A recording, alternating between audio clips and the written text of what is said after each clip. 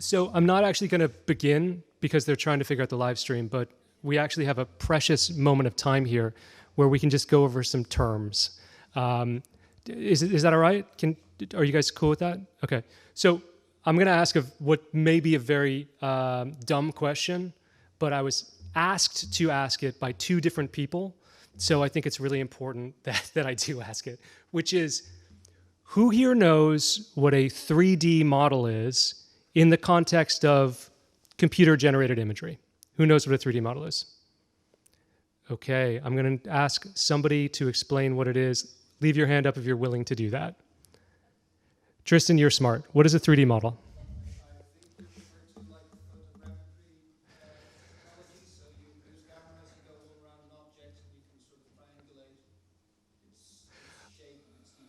Okay, that was an advanced answer to a beginner question. Yes, photogrammetry is a way that you can make a 3D object, but a 3D object is essentially just that. It is a 3D representation in a digital space, which then can be displayed in virtual reality. It can be used for effects work. It can form the basis of a, hi Shyla.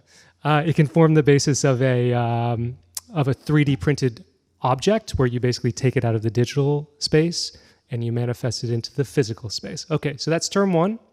If you know what a 3D object is, you're halfway there, and it seems like most of you do. Who here can tell me the difference between virtual reality and augmented reality?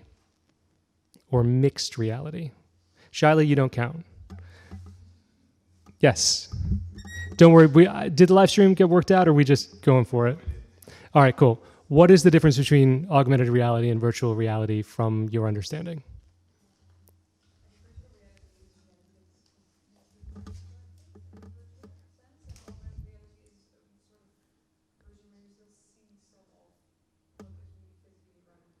Right, yeah, so that's entirely true. People talk about it as though it's a spectrum, right? So on one side, that's the first time I've ever had to do that in a Dutch space, actually lift the microphone. Most of the time I'm pulling it down. Yes, so you can think of it like a spectrum with virtual reality, which is a closed experience on one end, and augmented reality on the other, and potentially mixed reality, which covers the whole spectrum. But as you get into the sort of MR and AR area, what you're talking about is basically the persistence of generally 3D objects in a physical world. So the way that the Meta Quest headset works, for instance, you have pass-through cameras that are looking at the world, and if a 3D object is placed in that physical world, like if there's, I don't know, this being game designer stuff, most of the time it'll be a zombie or an alien, will be there, and if you look away and you look back, it stays there. These are just some very basic terms that are going to be used in this presentation. And Tristan, bonus, photogrammetry. Photogrammetry, who here knows what that is? Shyla, again, no, not allowed. What is photogrammetry? I'm really not sure if I can give a good definition, but isn't it where you take photos from all different angles and then you kind of, you bring them together and then it creates the 3D model?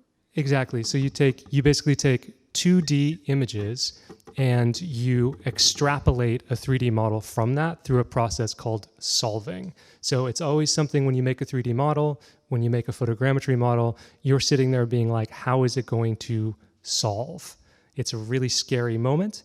It can take a little while. And sometimes you get these things called, if you're doing people, you get these things called onion skins from where they're breathing, where they just have, it's like this distortion, this fuzziness.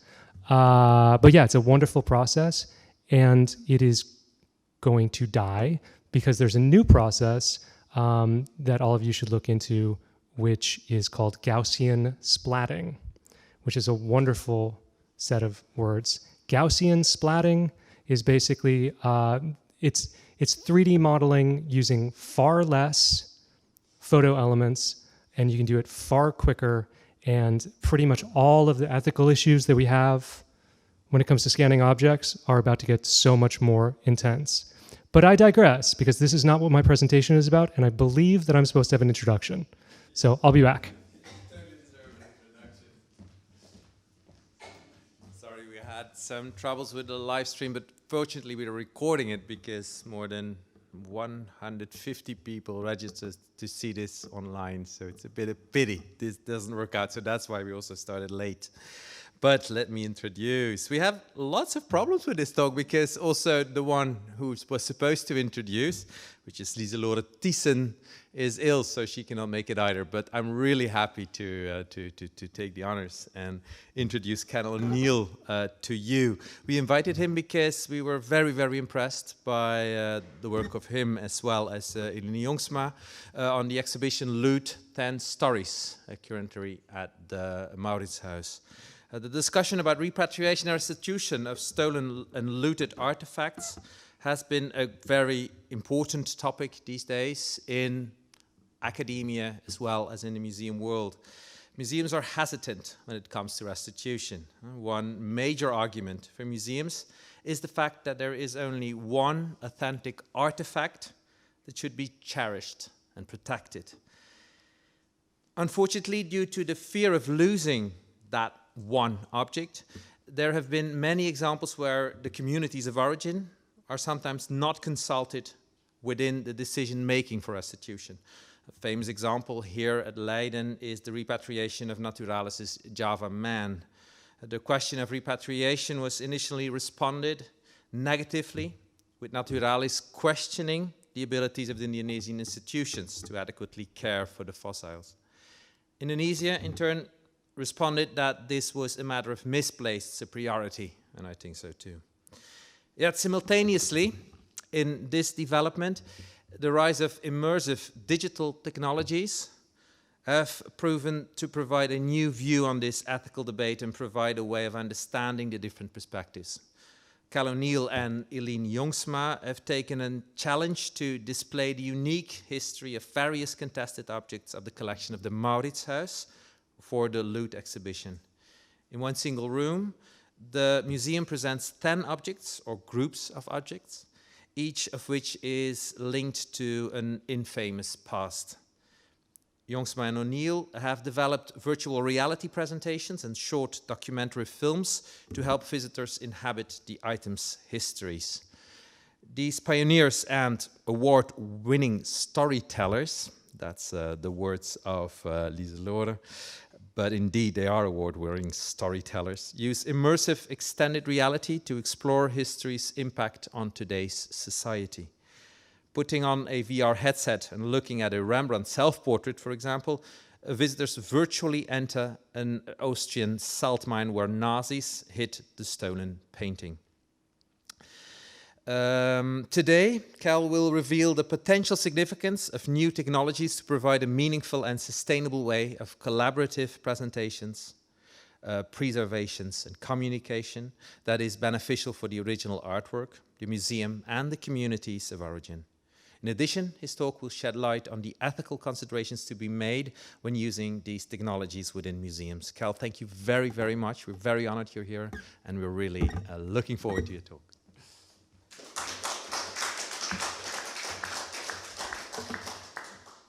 That was a really lovely introduction. When I hear, oh man, we've had so many problems with this, I'm like, oh, okay, well, that's business as usual. I feel like a lot of what we have to do in our practice is really just handle problems, just deal with things that come up out of nowhere. And half of what we do really is just sticking in there while those things happen and being determined to keep going.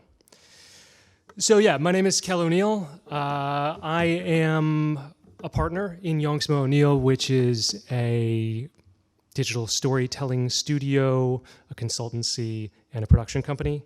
And we focus on telling stories in new ways, using new technologies for a new audience. We are the guest curators and creative leads of Loot. That is a very funny set of words. I don't really know what it means. It basically means that we had to come up with a title for what we do. I think authorship is a big part of our practice. It's a big part of what's interesting to us about bringing our work to people. And in the case of this project, where our authorship begins is really with the creation of those 3 virtual reality installations, with the creation of the 3 documentaries, with the curation of the objects in collaboration with the partners, which includes the Mauritshuis, but also the Stop Museum in Berlin and the Ethnology Museum in Berlin, and a couple of other institutions that were nice enough to give us loans for their objects, despite the fact that this is a radioactive subject, at least in the museum world. Honestly, it's far more controversial in the museum world than it is out there in the streets, I feel like, and we'll get to examples of how that's true later on down the road in this presentation. Yeah, in addition to that, we created the conceptual framework of the show, which essentially is, if you want to know what the conceptual framework is, if you're wondering why you're stepping into a giant purple room that's meant to represent a museum from the future, well, that's conceptual framework. And we also had a part in some of the on-the-ground research, which was building upon research that was being done by Shaila and by a lot of the other people who were affiliated with the Mauritshuis. I mean, it really was a collaborative group effort just to get the show made. Doesn't mean it was easy, but it was really the work of a lot of people making it happen. And I do also have to credit just a few other people who were involved. Moyosa, a wonderful virtual reality studio, was the studio that we were lucky enough to work with. They they basically were the most responsive, wonderful team. If you have the opportunity to work with them and you have a vision that you want to put across, because that's extremely important. I feel like a lot of the time, technology in the exhibition hall just sort of gets dealt with. It gets sent to technical people, even though there isn't necessarily a vision that has to be put across. But if you have a vision that you want to put across, they are a wonderful company to work with. And in addition to that, Blue Planet VR, all of our crew on the film shoots, and the wonderful designers trapped in suburbia who were in many ways our closest collaborators on this project. Yes, let's proceed. We've been working with virtual reality and augmented reality since 2014. I received a virtual reality headset in the mail from my friend Socrates, who produced a project called, what was it called? That's so funny, I can't believe I'm blanking on that. Clouds Over Sidra. Clouds Over Sidra. It's one of the first virtual reality documentaries ever made, and he said, you have to try this. Because at that point, Alina and I were already working with interactive and immersive media like projections and interactive documentaries. And I remember putting on the headset and having this experience where I was basically transported to this refugee camp. And then Alina put it on, and her response will always resonate with me. She said, it's like an installation for your face. And what she was getting at is basically that it's a spatial medium, and it's a medium that you can tell stories with in a really different way than you would a screen.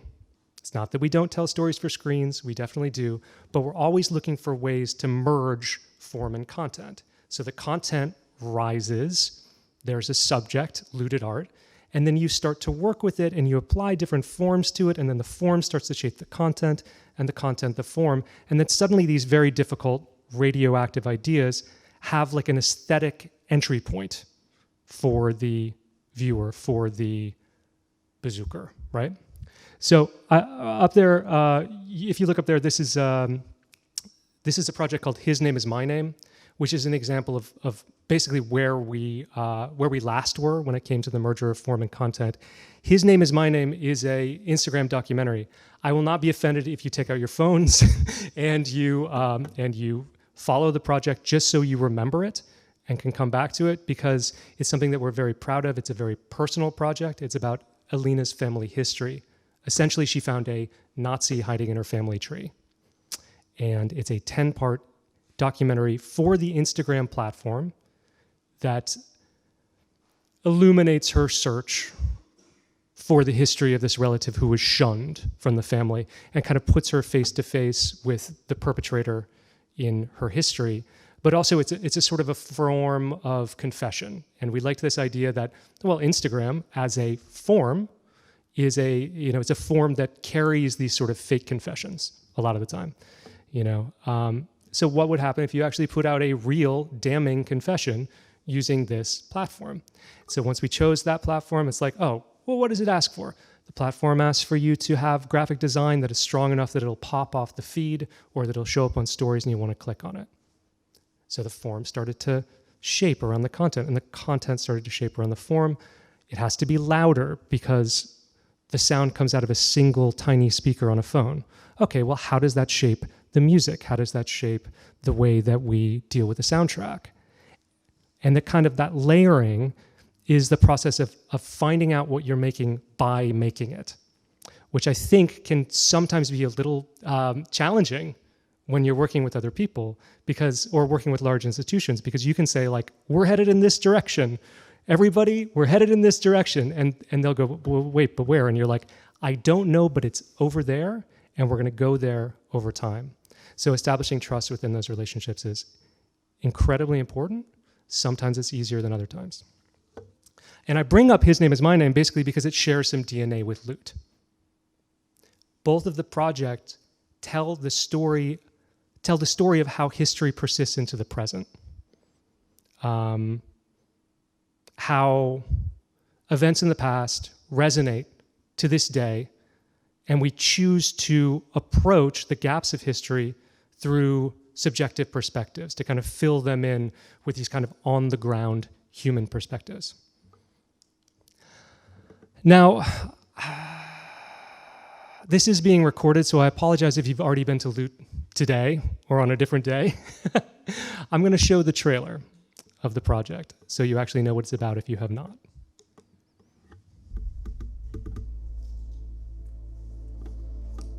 Loot 10 Stories represents a new kind of exhibition, one in which physical objects and their digital representations share space.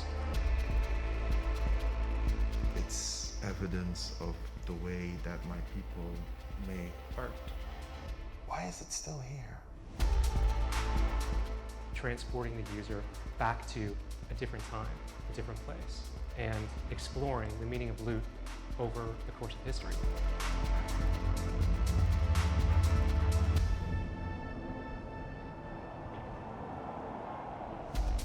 During the Second World War, the Nazis passed a series of laws which enabled them to rob cultural assets.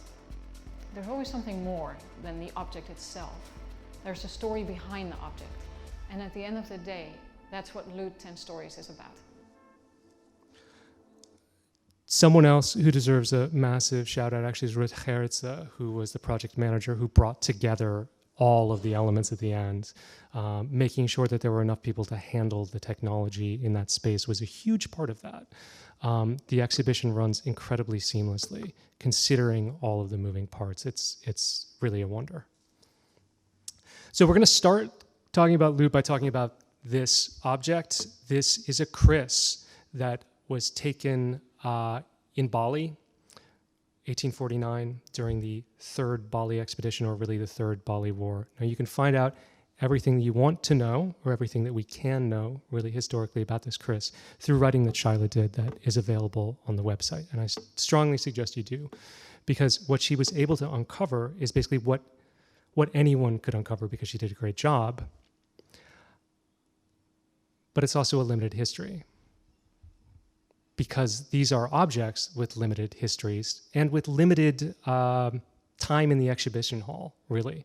This object comes from the Ethnology Museum in Berlin, in the Humboldt Forum, and it's basically stayed in the depot with a short sojourn for an exhibition, I believe, about knives in, I believe, the 1980s. So we have this information about the collector who brought it to the what became the Humboldt Forum later. I believe it was called the Prussian Kunstkammer at the time, in 1852, I think. And we had, the acquisition card, but we didn't really understand the cultural significance of the object in a way that we knew that we would be filling in for it. It's one of the reasons why all of the VRs are labeled as artistic interpretations, because they have to be. So we went to Bali to do some photogrammetry work on the temple, which is in the exhibition. And along the way, we did on-the-ground research by meeting with an empu, that's a traditional blacksmith who makes these kris, these Indonesian knives. And we met with the king of Klungkung, or he's purely ceremonial title, but that's the kingdom that the Dutch were attempting to take control of during this war. And we met with a wonderful professor named A.A. Bagus Wirawan, who's a historian, who said something that really stuck with me. And he said that there are two edges to this knife. And what he meant by that is that there's the history of the knife as you find it from these pieces of paper, from what you see in the record, and then on the other side of that, there is what he called the supernatural history of this knife. And what he meant by that was that you can understand the history of the archive to a certain degree, but how are you going to understand with your mind an empu standing at the top of a mountain, calling down a mantra that has been long forgotten in order to pull meteors from the sky, which then would be turned into knives like this, which would be held by commanders who would use them almost like magical wands, folding down a spell into the smallest amount of words possible in order to gain purchase on the battlefield. He said, any exhibition that features this knife, that features this kris, somehow has to honor the supernatural history as well as the natural one, or the other edge of the knife.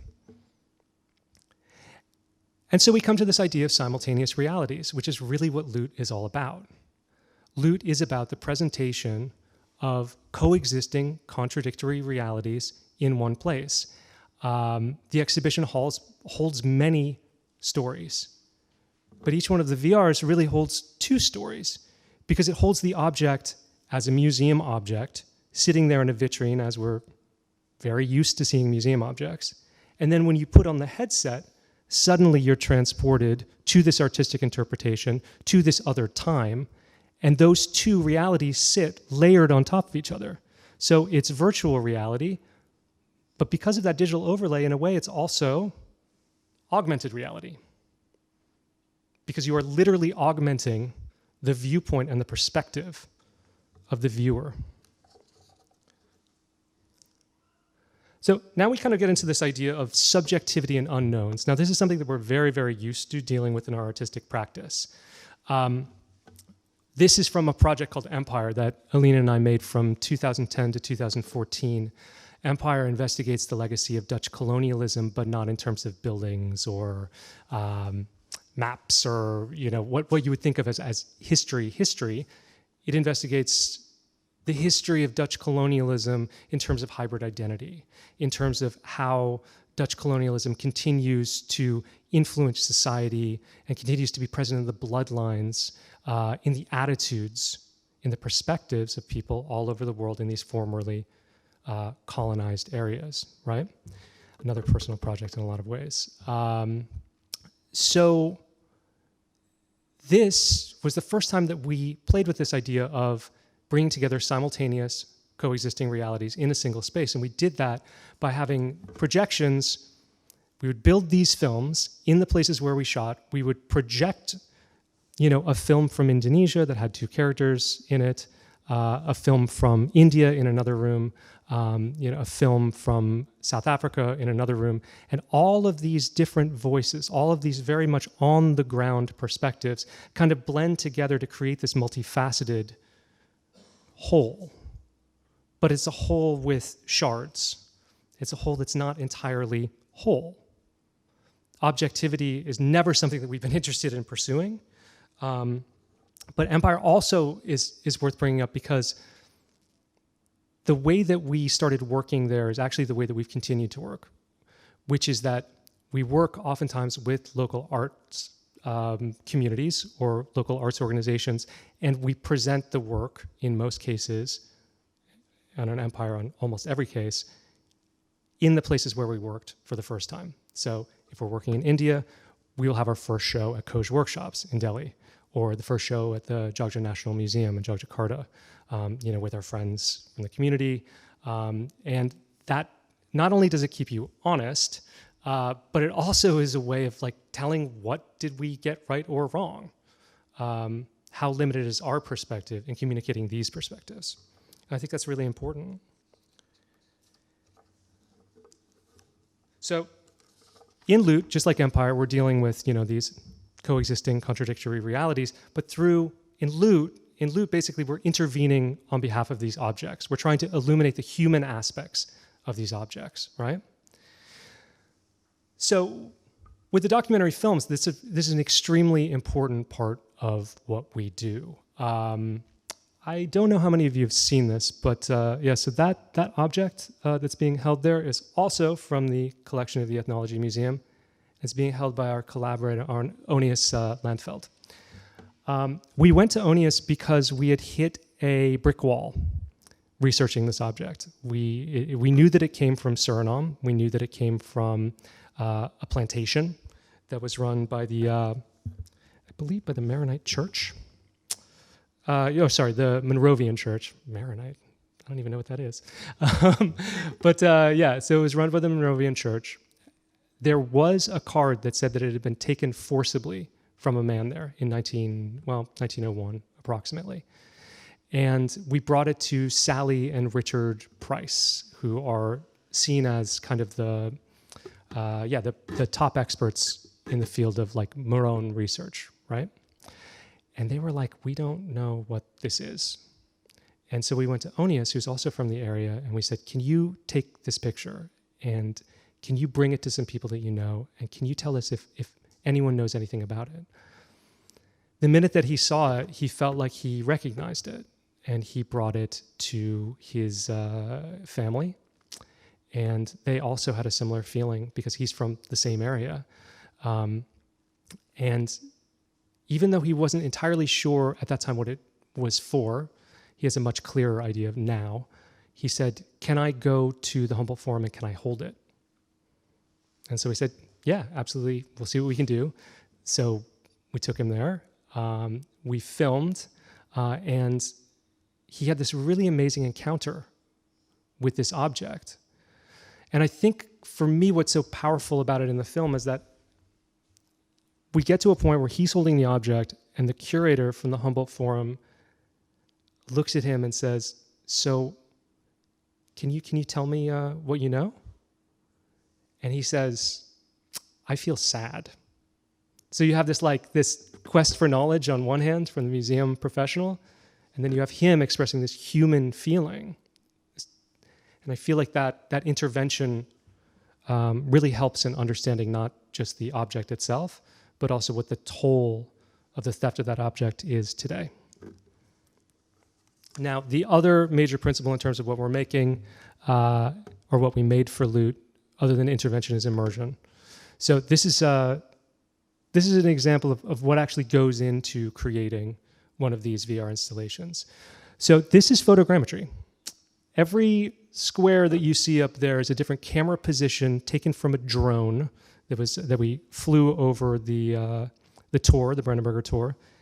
It would go up, take a few pictures, go down, go back up, take a few pictures, and by the end of that morning, we had around 3,500 pictures, I believe.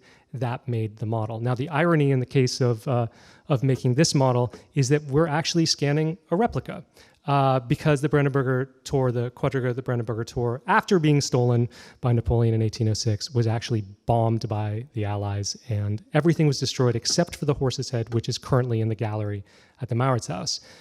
But in order to make the installation work, we had to tell the lie that tells the truth. So we have essentially a digital replica of a physical replica standing in for a real thing that no longer exists, except for the head.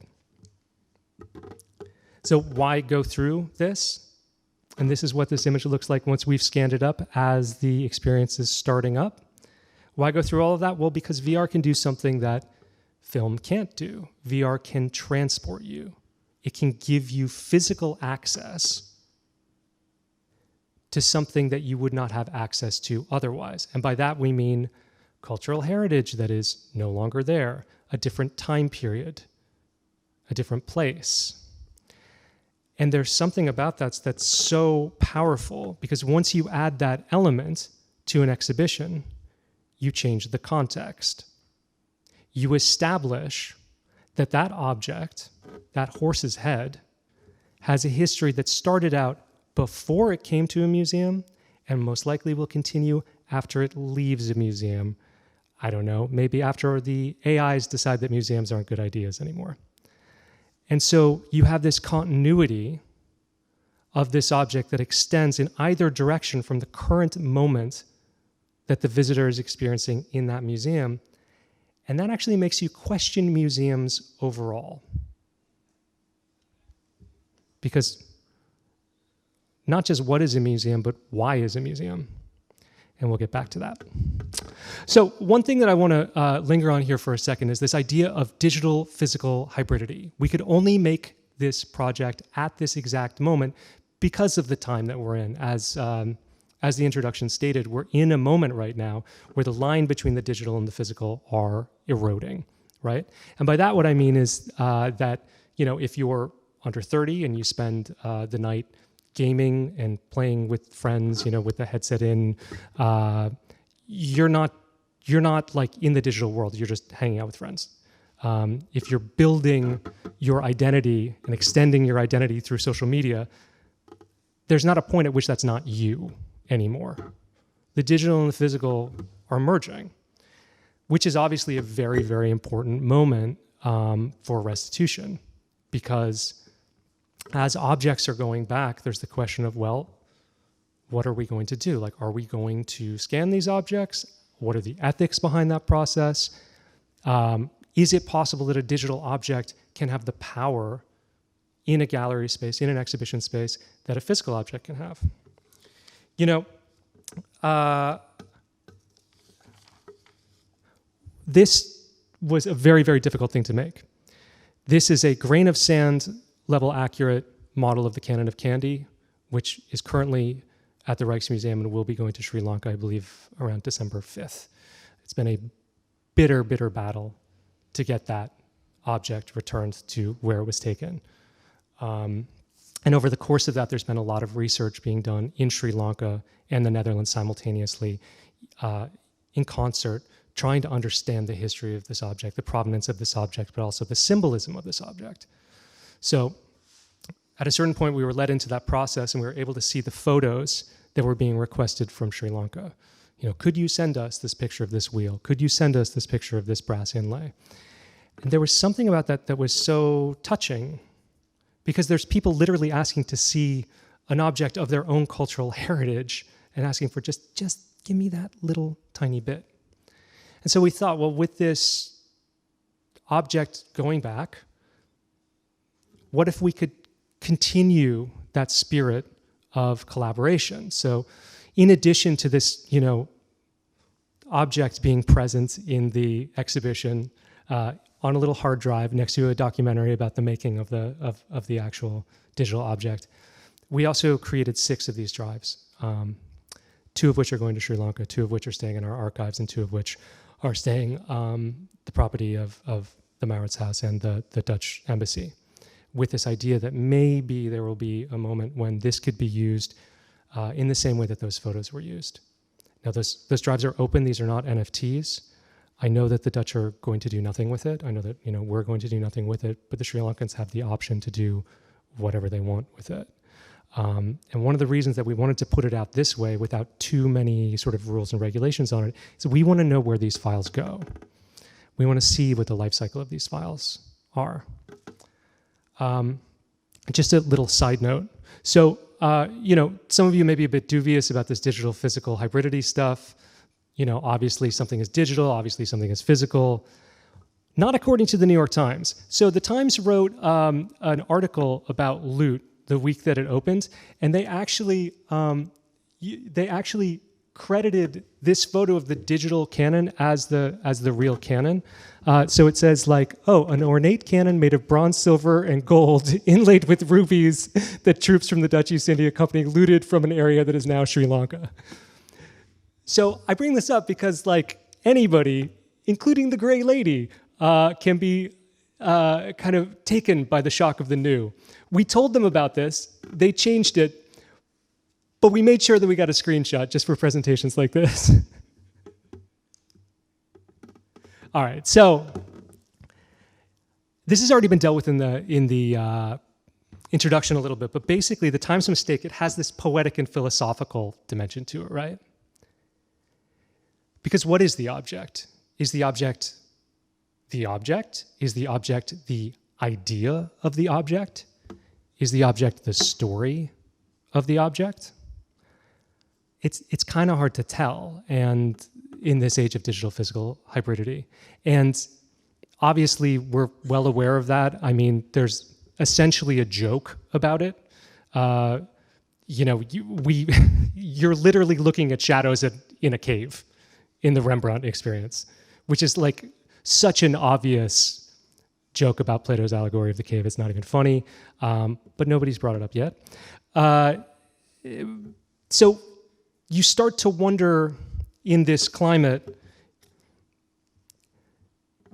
is the beginning of this investigation actually the beginning of a kind of reckoning for the museum that trades in authenticity, right?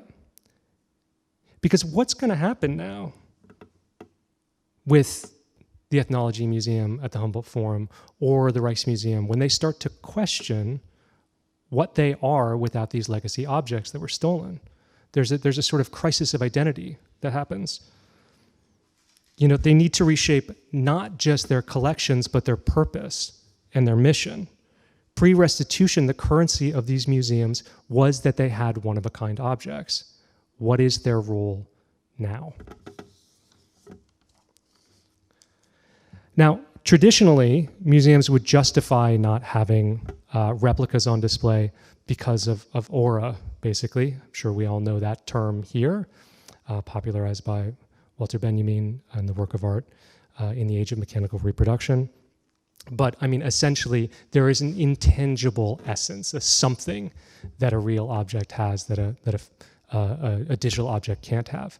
Now, a couple weeks ago, I was in Oslo, and I went to the National Museum, which is a really, really excellent museum. And I sort of stumbled into the room with the Scream in it. And at a certain point, I realized that I would be much happier looking at a digital representation of the Scream, purely because there were so many phones in front of my face between me and the Scream. So this question of like how important aura is really, really challenging in the world that we currently live in. It's also something that has a history. So these objects, which are part of the object installation portion of the exhibition, are, does anybody know what these are?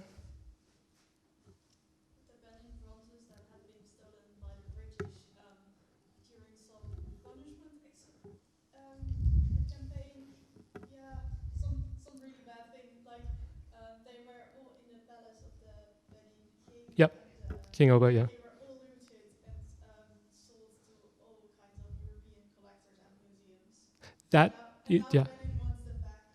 That is correct, except that these are actually replicas that were made by the Gipsformerei, which is a plaster casting facility that's part of the State Museum system of Berlin.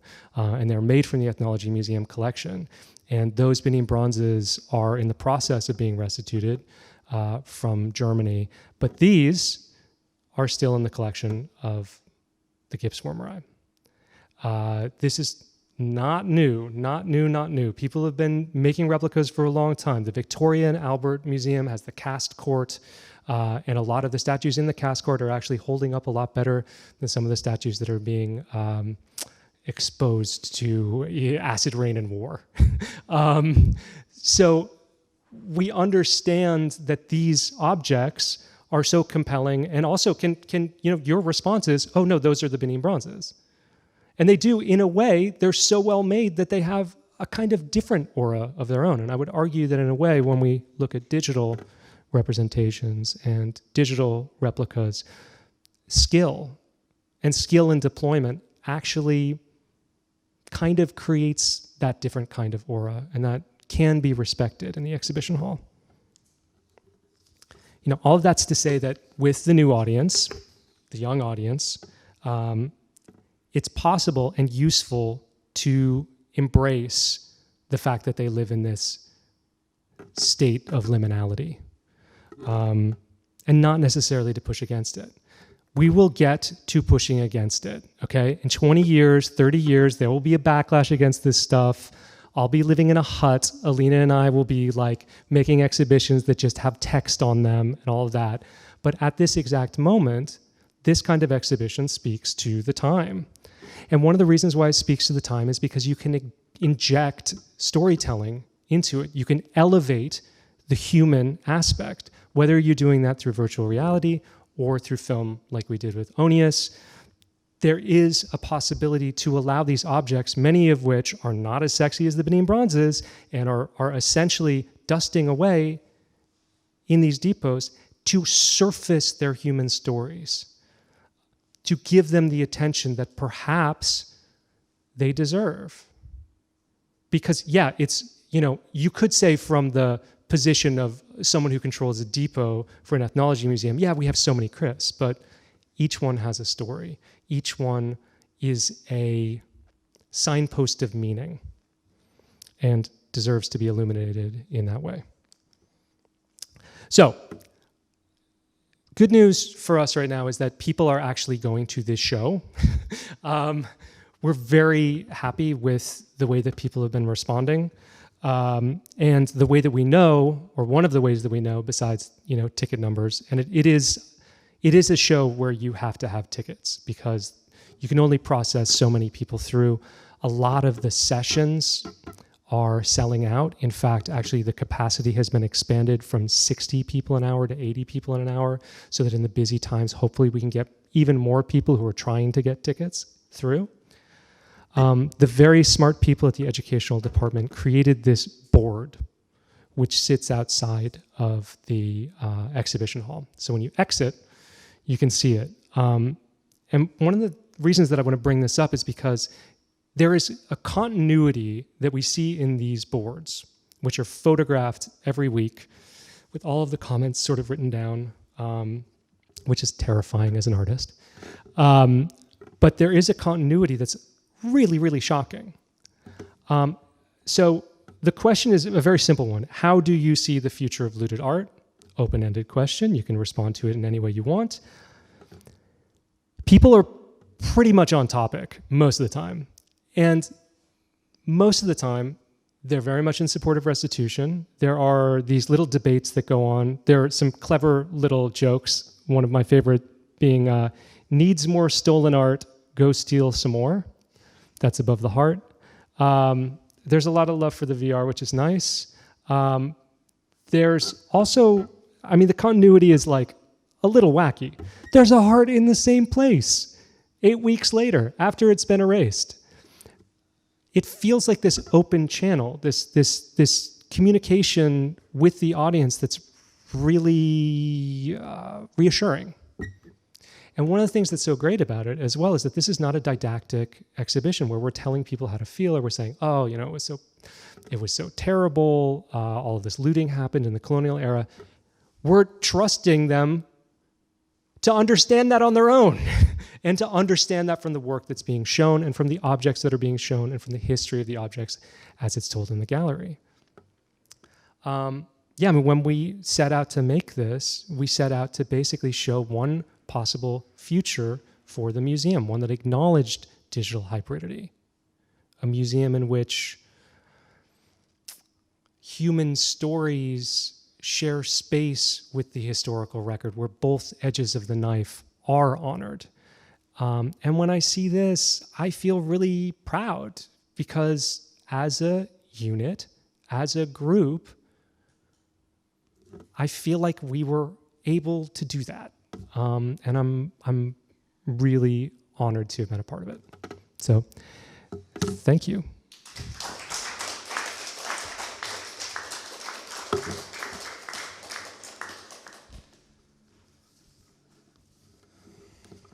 gonna throw out the notes. Thank you so Never gonna much. use. Thank you. So much for this really nice, very, very profound, but also, very understandable explanation of what really was central to your argument in the exhibition. So thank you very, very much. Are there questions? Oh, already, very quickly.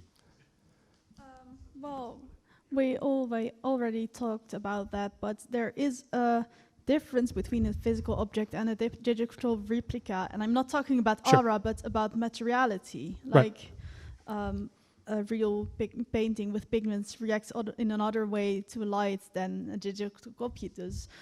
So there is some extra thing. Well, I have a thought on that, but yes. But my question is, well, nowadays a museum is becoming more digitalized. Sure.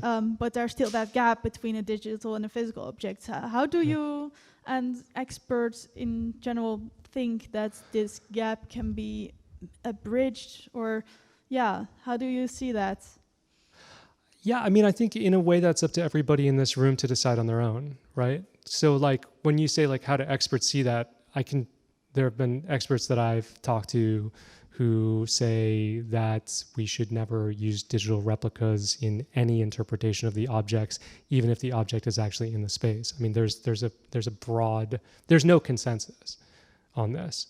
But I think that in a way, just moving in any direction at this moment and trying things is extremely important. To your point about light reacting to pigment in a different way than it would on a digital object, because light would never touch a digital object. True, but also like lighting is a principle in these virtual spaces. So these experiences are built using game engines like Unity and Unreal, and lighting, you light the objects, you light the spaces. So in the same way that there are virtual objects, there is virtual light. In the same way that there is real weather, there is virtual weather. Everything is sort of designed to mimic with increasing fidelity the real world.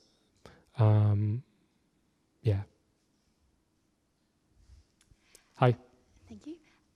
Thanks for your presentation. I have a couple of questions, so I'll just list them. Yeah. The first one is, you mentioned you have a strong vision. Maybe you can summarize what that vision exactly was.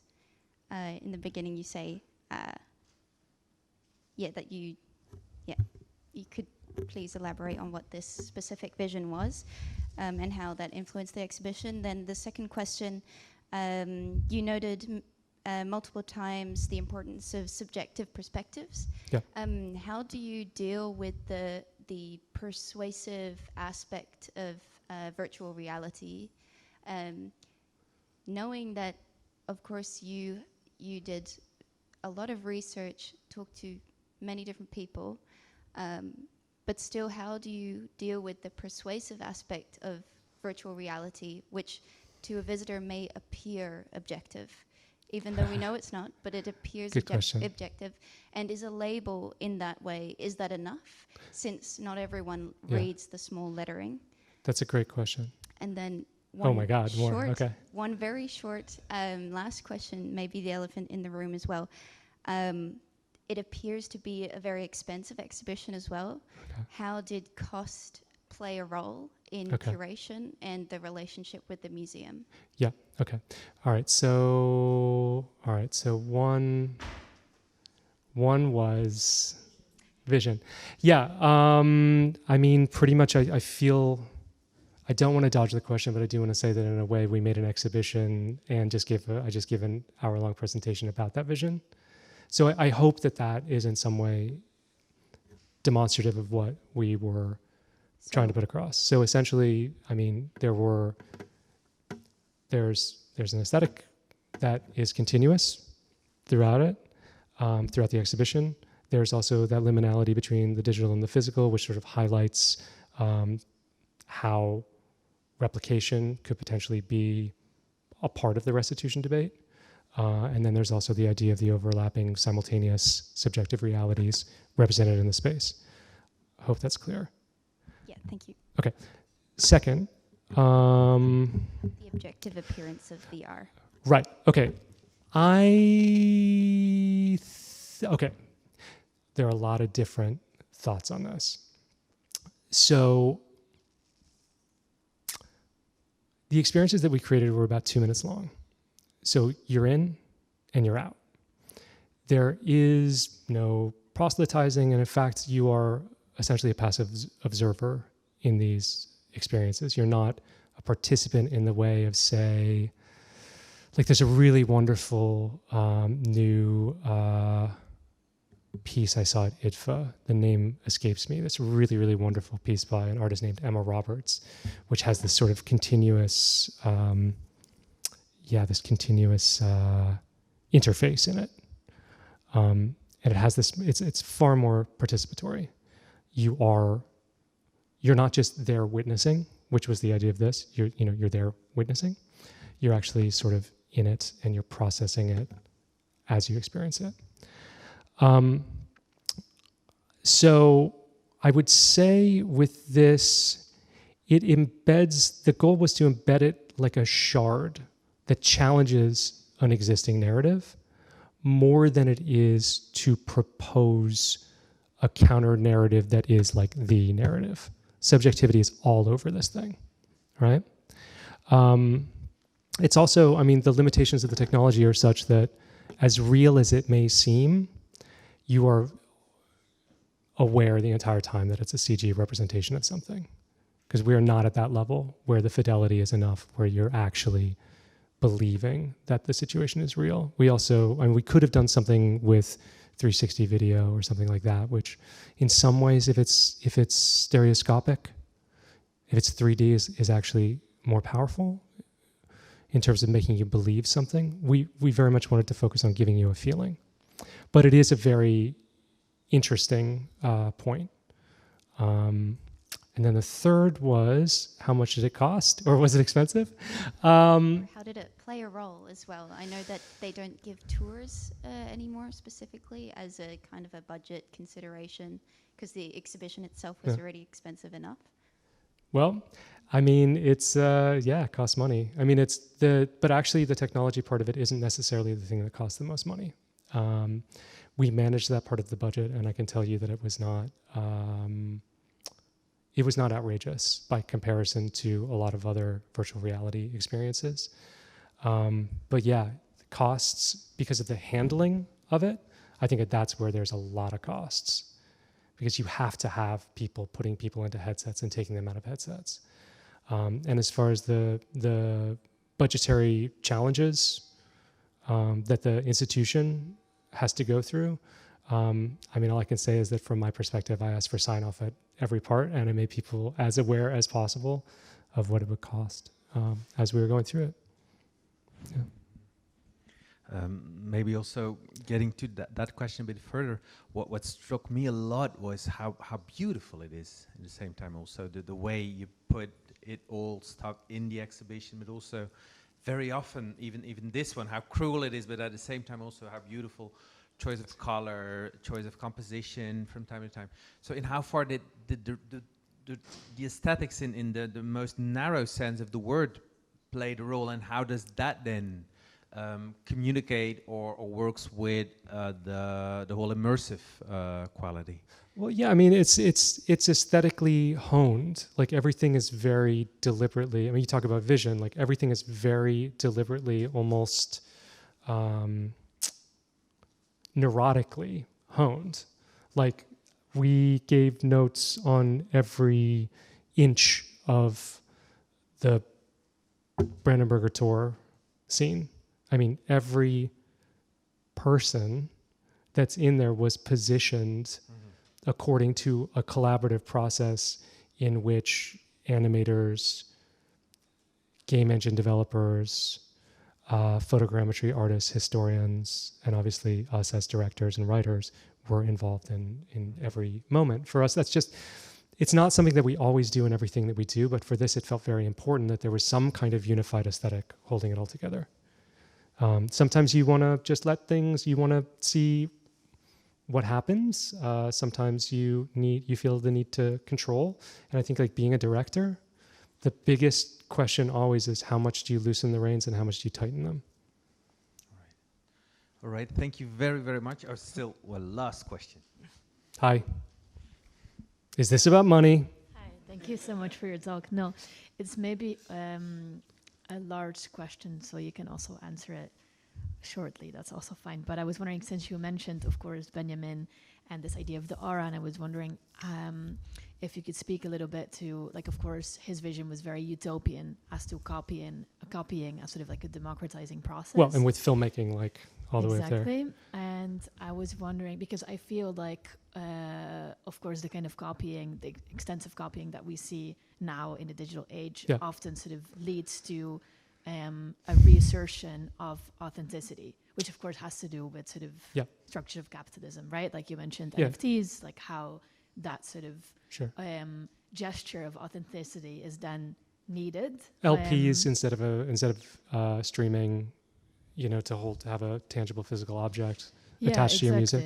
Yeah, exactly. So I was thinking about that, how sort of like often then processes of copying or reproduction end up sort of even more emphasizing the authenticity of the thing that is copied. Yes. And I was wondering how you felt about that in relation to sort of the combination in the exhibition of the digital copy and then the physical one. Okay, so there's two parts to that. The first is my thing about like living in a cabin in 30 years and like having, you know, exhibitions that have like, you know, spotlights on the objects and text and all that. I'm not kidding about that. Like, I do think that this idea that this is a solved issue, that like we went and like, oh, digital replication in the exhibition hall solved. No, like that's not really the way that we think of it. These things are constantly in motion. There's constantly movements and counter movements.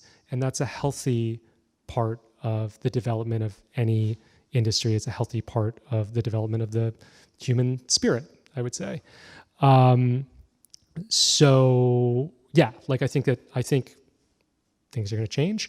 I think when it comes to the digital copies, a funny thing is just how much work has to go into making a digital copy. So people sort of think, they throw around the word scan as both a noun and a verb, like it's a really easy thing to do. Oh, you just scan the object. You just scan the object. Scan the object, and you got to scan, and then it's been scanned. No. Like not, I mean, now it's getting more like that, and certainly with NeRFs and with Gaussian splatting, it will get simpler. The Canon model was a giant process. So first it had to be shot. So you're talking about, again, a data set of like basically the same data set that we had for the entire Brandenburger Tor, 3,000, 3,500 photos of just that object. Then, because the object is reflective, you have to take that photogrammetry model, sort of back engineer it into what's called a point cloud. Then you have to skin that point cloud with photographic data. Then you have to actually before that you have to get a modeler in there to shave down the edges, but also have enough reference material so when they're making those changes, they're making them to the photo. Then you skin it, then you paint it, then you put virtual jewels in it that can take virtual light in such a way that it, refracts them, or refracts the light in a way that a jewel actually would. So then you have to build for Unreal. So it's not just 3 OBJs put together. It's 3 OBJs plus an Unreal layer. I mean, it's just insane. So perhaps it's worth thinking of that not even so much as a digital replica, but as a digital object in its own right.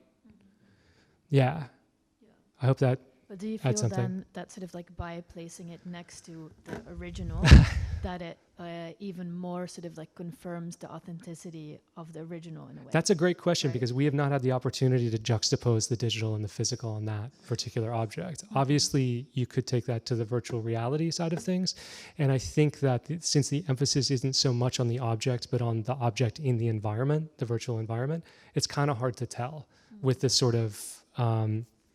with the data that we have at this stage. But it's a really interesting question. I follow you, and I completely see that could be an inevitability if you go too far down this particular path that we laid out with this exhibition. Thank you. Cool. All right. Thank you so much. Thank you. This talk. We are really, really happy. And yes, everyone who didn't go yet, do go now. And thank you very much. Have a wonderful evening, everyone. Thank you so much. Thank you guys so much, and thank you, University of Leiden.